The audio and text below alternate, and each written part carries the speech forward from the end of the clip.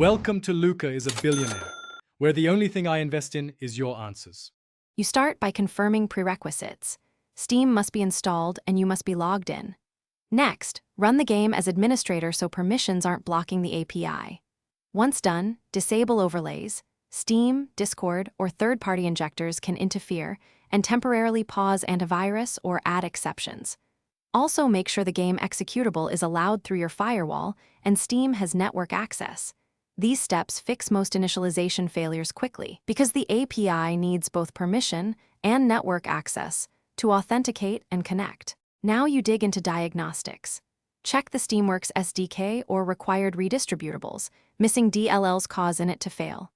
Open the game's config and confirm the app ID and Steam API Init flags are correct, because mismatches prevent authentication.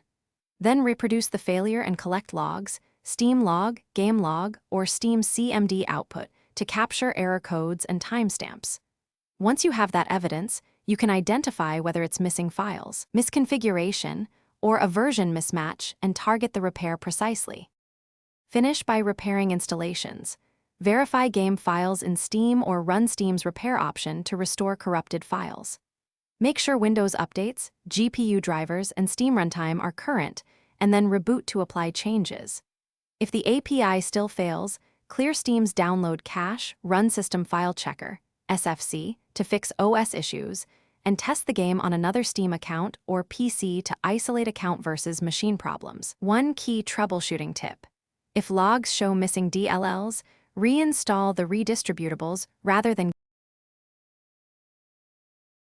Thanks for watching and please subscribe. It's the best investment you'll ever make.